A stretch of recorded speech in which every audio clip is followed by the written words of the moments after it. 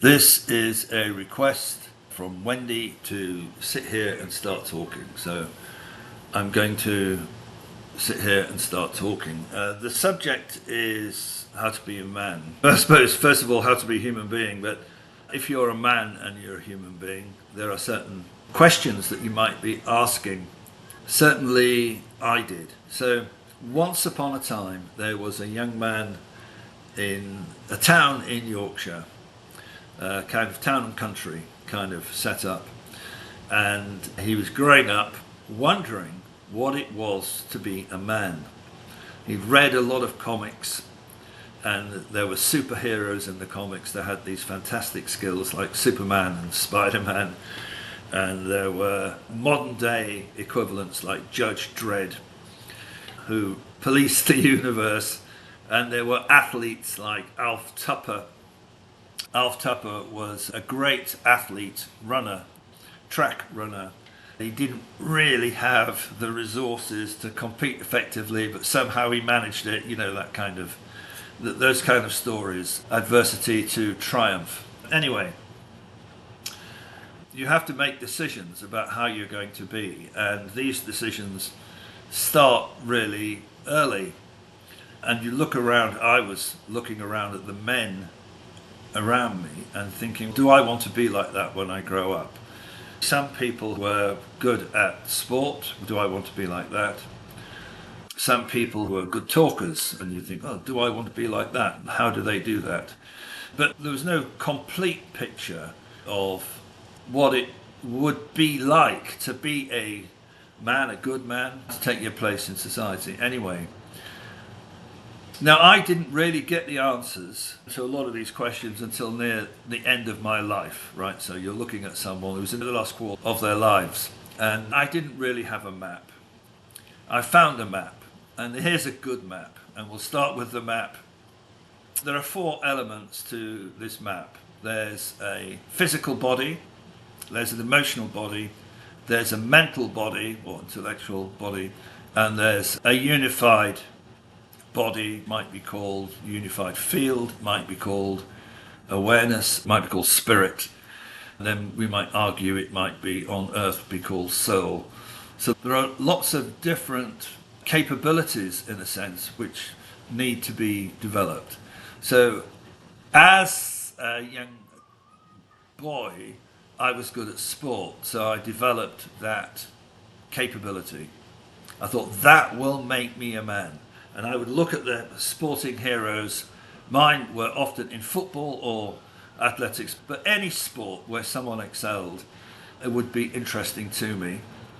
And I would use my free time to practice sport. So physically, I developed myself physically, and I took refuge in the fact that I could, if push came to shove, I'd be able to take care of myself, which was not true, but I behaved as if it was. When I was at school, I noticed that other people were developing different faculties or different capabilities, and some people were extremely good at solving problems mentally very quickly.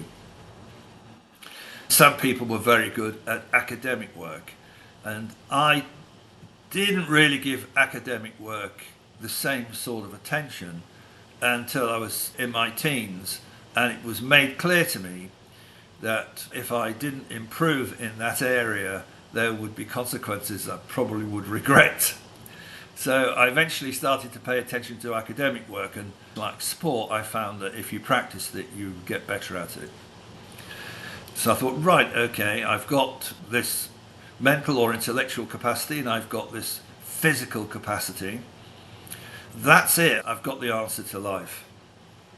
That didn't make me happy. That's the key thing. That didn't make me happy, and I couldn't understand what it was that was missing. And there are a couple of dimensions that I did have and did pay attention to. And one was what I'm calling the emotional body. the feeling body. So we think and we feel. When you're doing sport, you kind of think and you feel sort of happening automatically. But in the environment that I was in, you had to be careful how much you were feeling. It wasn't a currency. So you might be told, if you were picking up things on your feeling radar, that you were being oversensitive, blah, blah, blah, blah, blah.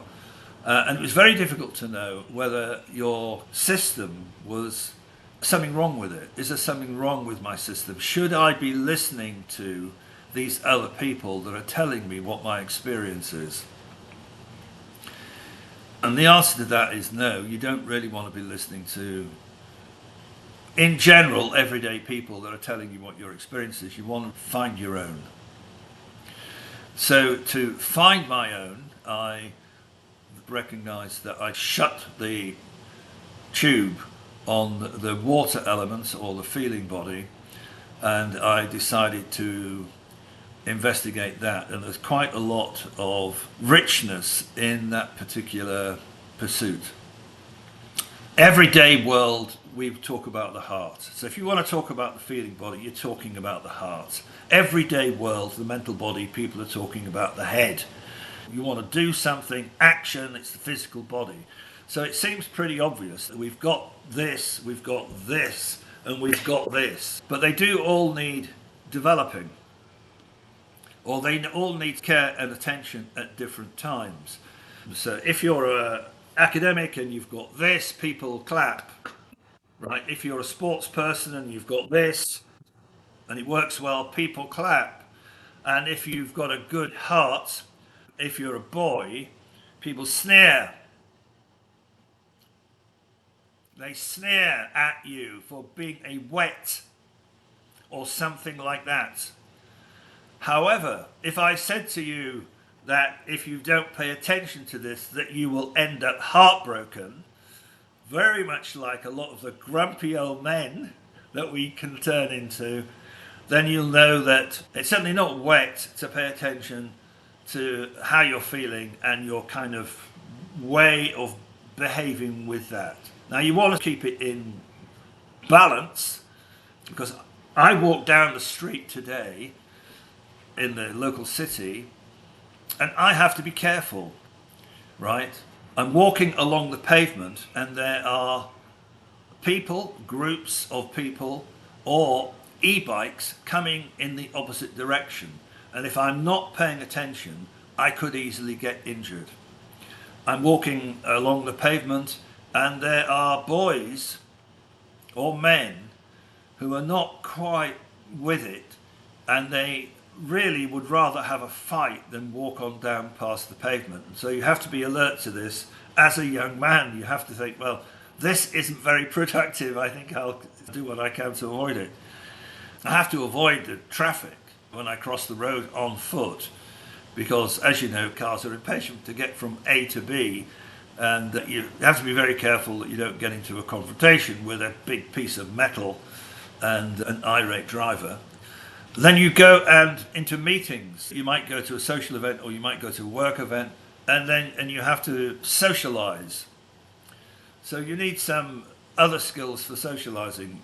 Apart from thinking quickly, one of the things that you need is some kind of sensory awareness about, you need to be able to read the room, read the people, feel your way around until you're comfortable, know where to place yourself. And those are skills of the emotional body, skills, the heart, this bit, right? This bit. So if I were a young man, I would want a training program that developed my different capabilities. I would pay a lot of attention to sport, but I think I'd pay more attention now to some kind of disciplined self-defense. But you don't really want to fight. It's quite a destructive behavior. And at the same time, you want to know that if your life depends upon it, you can do something. Because the word hasn't got out to everybody that it's not okay to kill people. You can't rely on that. So I want to develop my physicality, my ability to think clearly, so that it was available to me. And I'd want to develop my ability to read the room, which is, I think, largely a feeling. You observe things and you pick up details, but what do you do with those? What does your nervous system do with those? And for that is as far as a lot of people go. However, the body, so you may agree with this, you may not agree with this, but I've found this to be true myself. The body is not who I am. The awareness that watches all of these things and develops these things is who I am. And the body is disposed of at the end of this lifetime. So the spirit, or whatever you call it, leaves the body, leaves it dead. So there's some other intelligence that is present. And understanding and having a relationship with that other intelligence is a part of the puzzle. Now, we have, I believe, a sort of natural connection to this other intelligence. It's there when you start.